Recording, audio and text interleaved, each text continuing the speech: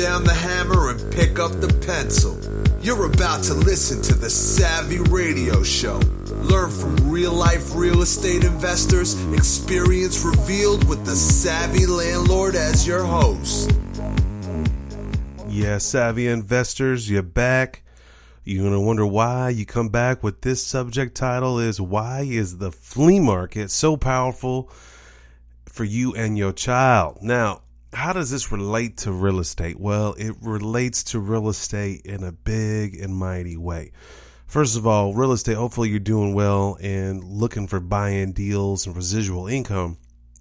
For you to get those deals and residual income and to exercise your hustle muscle, you need to go to the flea market and work on these key things that will help you negotiate your first deal or multiple deals and keep you up on point.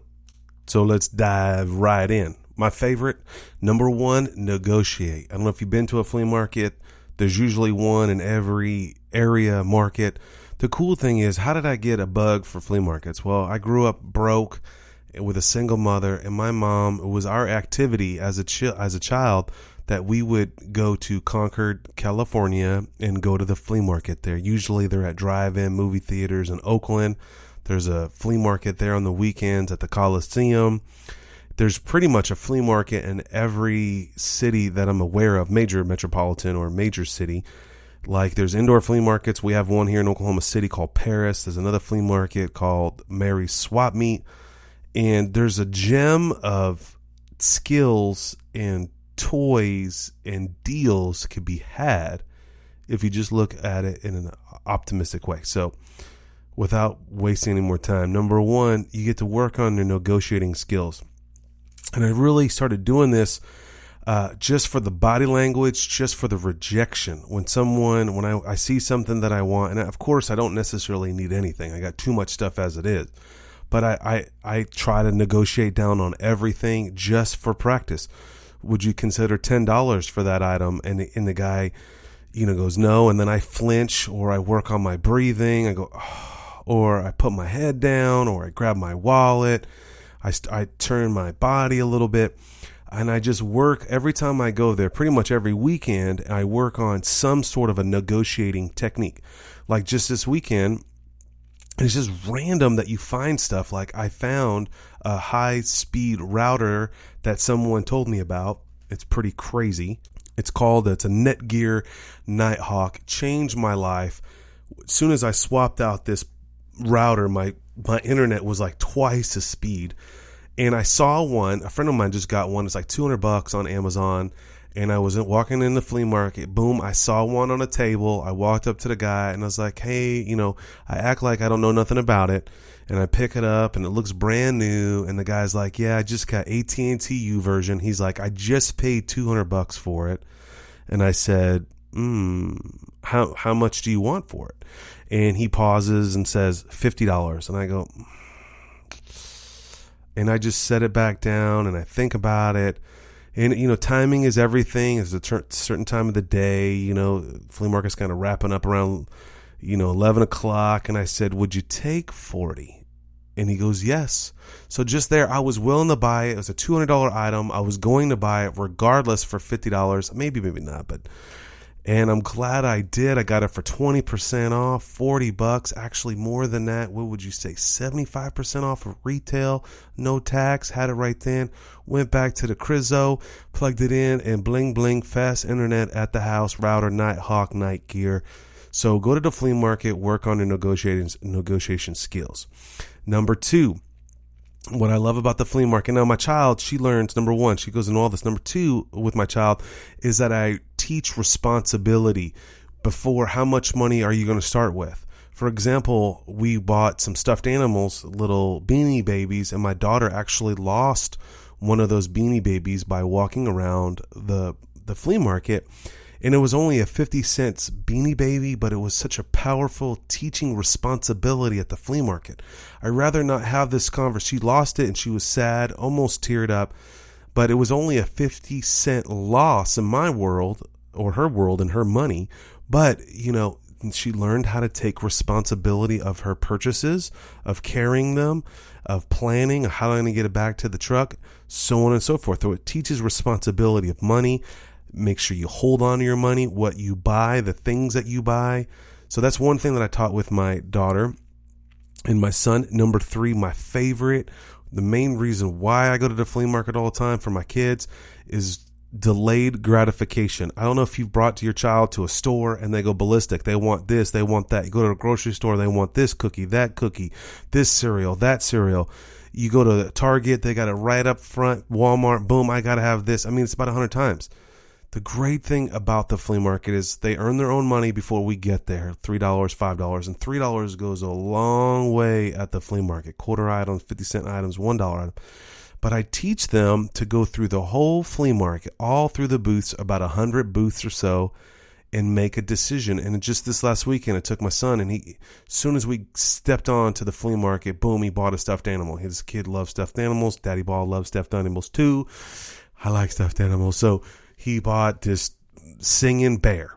And I mean, I'm serious. We got on there. He went to the first thing, saw the bear, and the guy who said $2, and my son only had $1 on him.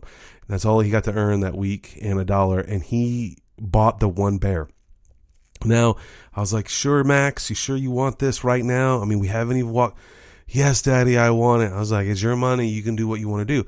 And it's tough for me as a parent, but we walked through, and then sure enough, 3 aisles down, 20 booths later, guess what? There was a Minion. And my boy loves Minions. I mean, I don't know why, because I look like one, because I'm a little chubby, but still, he loves Minions. And he was juiced. He's like, Daddy, can I get the Minion? I'm like, no, you spent all your money. That's the choice that you made. And that's the lesson that I learned at the flea market for my child, delayed gratification. Now, that was a rough one this last week, but 2 weeks ago, he did really well. And check this out. This is where I really get him juiced about finances. My daughter, she earned $5. She had $5. I was like, Kennedy, here's the deal. Whatever you don't spend, I'm going to double it. She's like, Daddy, what do you mean? I said, if you buy one item that costs $1, that leaves you how much left? She said $4. I was say, okay, now if you don't spend that $4, I'm going to double it. That means you'll have $8 the next time we go to the flea market. And see, I'm just trying to teach them that money is powerful and that you can double your money within an investment. Now, I'm the investment, I'm their dad, but still it teaches them to think, how bad do you want it? How much are you willing to sacrifice? And that's what life's about. How bad do you want freedom? Stop watching TV. Stop going out to McDonald's every day. How bad do you want it? Number 4, what I learned at the flea market, taking my kids and myself, learning the culture. There is such a melting pot, and even in Oklahoma, I know, in California where I'm from, and in New Jersey, there's flea markets. There is each state and city has a different culture. And for some, we're kind of near the South, for some reason that this flea market that we go to, and of course it's close to the crib, is a Hispanic base. There's a lot of Hispanics go there. It's awesome to have my children in this culture. They're speaking Spanish. There's Spanish speaking people that have vendors. There's white people that have vendors. As Spanish people can't talk to the white people. There's barriers. And I remember one day my daughter said, Daddy, why are they speaking Spanish? And I was like, well, Kennedy, that's their language. That's what they do. That's we speak English. And so it just teaches them culture. They need to see all walks of life, from even economics, from people that look rough to financially free people that go there looking for a deal. Culture. Number 5, I love the way that my daughter has to communicate when buying something. It's just interesting. She's like, well, she walks up to a booth and just says, how much is this? Well, that's not, first of all, that's not how you start negotiating. You might want to say, hi, how are you? Well, how much is this teddy bear? In the dialect and the body language, it's just incredible, all the things that you can learn by taking your child to the flea market. Number 6, boom, savvy with your money, stretch your dollar. It's powerful that My daughter works all week long, extra hoops, extra baseball. She cleans up, she gets $5, and she can take that $5 and it can yield $50. It's just fascinating when people go to the flea market what they sell. And it's not necessarily all new or used items. And I notice that when there's exchange going down, that $5 bill leaves my daughter's hand, goes to someone else, and she gets change back. There's a transaction there.